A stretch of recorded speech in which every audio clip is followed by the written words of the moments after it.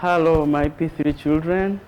You are most welcome to our online lessons. This is Monda Hamid, and I'm going to take you through mathematics. So, in lesson 26, I left you with some work about fractions. That's what I remember. And we were just beginning fractions. So briefly, we can remind ourselves what a fraction is. We said a fraction is a part of a whole. I think you remember that. Then when we went ahead and looked at so many types of fractions, we said there are very many, but we discussed a few, where we had a proper fraction, an improper fraction, we had decimal fractions, and unitary fractions. So we defined a few according to our level, my dear children, and that was proper and improper fractions. So what do we say a proper fraction is? We said a proper fraction is a fraction whose numerator is smaller than the denominator. If someone says whose numerator is less than the denominator, that one is also okay. Then can we give some examples as you gave them there? I gave you a few and I told you to finish, to complete. I think you answered them. But you make sure on proper fractions, your answer, the numerator of your answer must be smaller than the denominator. That's what we call a proper fraction. Now when we go to improper fraction, these are fractions whose numerators are bigger than the denominators.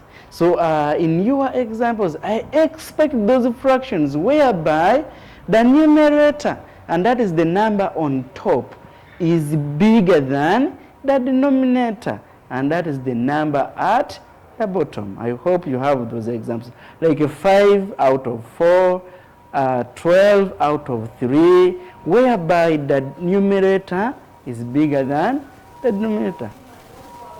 Those are what we call improper fractions. Then the proper, you know very well. I hope you did work well and you passed it. Now, in lesson 27, my dear children, we are going to look at something different and very interesting. We are going to write fractions in words. How do we write these fractions in words? And we bring this at the beginning such that when we go ahead to look at fractions, you'll be telling us these fractions in the right way. The right way is not like saying 1 out of 2. That one is not a proper way. So we are learning how to say these fractions in words such that when we are dealing with fractions, maybe addition of fractions, you will be saying these fractions in a proper way. So I have a few here that we are going to write in words, my dear children. When it is 1, the numerator is 1 and the denominator is 2. What name is given to this fraction? We see 1 up and 1 down. That fraction is a half. The fraction is a half. So that is its name. When you say it somewhere, I hope you will again not say 1 out of 2. We shall just say that is a half. Are we together, my dear children? That is right. Now, what about the second one? In the second one, I have 1 up, and then I have 1 up, and I have 3 down. Remember, when we are saying these now, these other numbers, we use the positions. What I know, in you learn about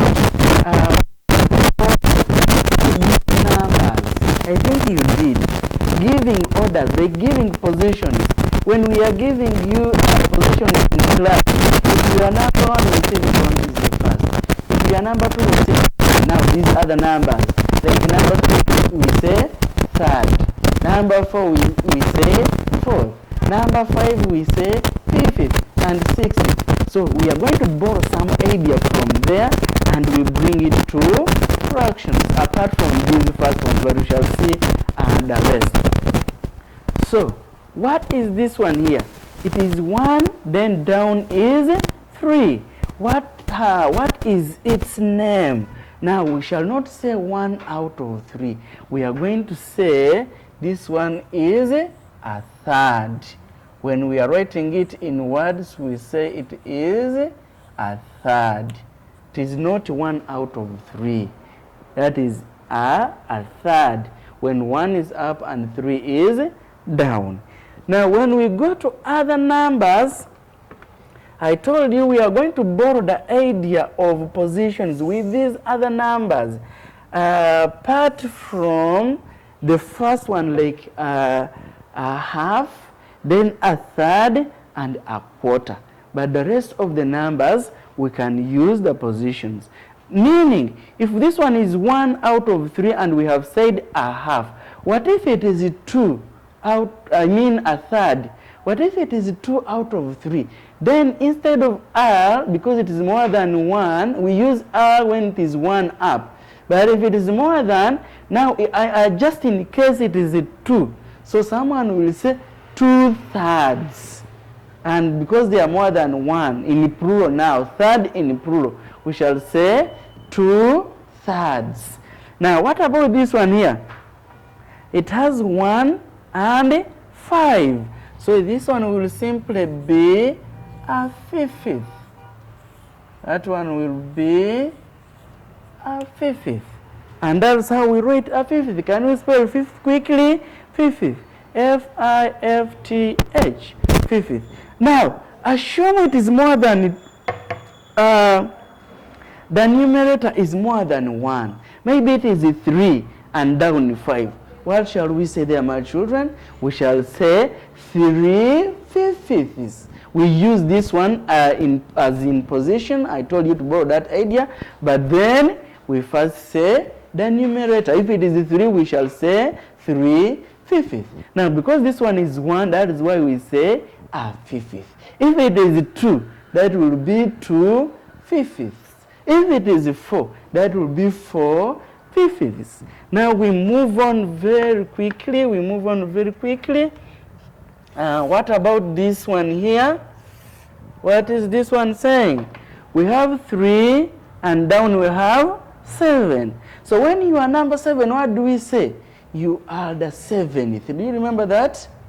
When you are number 7, we say you are the 7th. So you will say the denominator as it is 3, then the numerator is 3, then the denominator you say in terms of ordinal numbers, in terms of positions. So this will be 3 sevenths. Now when we reach somewhere like we are adding numbers and you find this, don't say this is 3 out of 7. You simply say this one is 3, so I write 3, then 7, then THS. We say 7th because the numerator is more than 1, so it is in plural. So that will be 3 sevenths. Then I move to the next one. The next one, what is it saying? It has the numerator as 4 and the denominator is 10. So what will that one be? Say the numerator, then the denominator as an ordinal number. But remember, the numerator is more than 1. So we shall say the ordinal number of 10 in plural. So this will be, I write 4, then the denominator is 10. So that will be 4 tenths. Remember, when you are number 10, we say you are the 10th. So this will be 4 tenths. Assume this one was 1. If the numerator was 1, what will it be? That will be a 10th because it is just 1. What if the numerator was 2? That will be 2 tenths. What if it was 3? That will be 3 tenths. What if it is maybe 5? So that will be 5 tenths. just like that. That's how we write fractions in words. First write the numerator, then the denominator you write as in positions, as in ordinal numbers. So my good children, I've finished to guide you through this. Now what we are going to do, I've written so many numbers, so I need you to do that. E, F, I want you to give me the answers for these questions as we move on. So what will number E be? It is 8 and 12. So what is that? 8, 12. Can you spell 12? 12. TWELFTHS. 8, 12. Then what about F? This is 6 and 9. Then what is that? 6 9 as in position. Are we getting, my children? Yes. Then what about this one? 1 and 9. So this will be a 9th. Some people can still say 1/9. 1/9 is also okay. Like just like these others. Like here, if I say 1/5, I'm also right. Or a 5th. Then this one also will be a 9th or 1/9. What about this one here? It has 2 and 20. So what is how do we say this as in position, as in ordinal number? This will be 20th, right? So if it has this numerator and it is 2, so the fraction in words, it will be 2/20th. Now you're going to complete that activity. But we are not stopping there. Since we have learned how to write them in words, we can still take them back to figures. It is very simple. Look at these words here. Writing them back to figures. Now, how do we write them back? 2 quarters. So you have to know what is this. Which number says quarter or a quarter? That is 4. Meaning the numerator is 2 and the denominator is 4. So what will 2 quarters be in figures? It will be 2 then quarters. Then what about 3/7? 3/7 has S here. So what is 3/7? This will be 3, and then the denominator is 7. So that is 7. Are we getting that, my children? All right. What about 4/9? 4/9. So what is the numerator? 4. Then the denominator 9. So that is 9. Just like that. Read the first number is for the denominator, then the numerator, then the second one will be for the denominator. Now, my good children, I want to stop here. I've guided you in how to write them in words and also how to write them in figures. Now, what is the activity for this lesson? In the first one, we are going to complete the remaining numbers. Then in the second one also, we are going to complete these remaining numbers equals 2. So I want an answer there, then here, then there, here, for that, and lastly for that. Concentrate, my dear children, and I want you to do this work very, very neatly. Let's meet in the next lesson. Thank you for learning.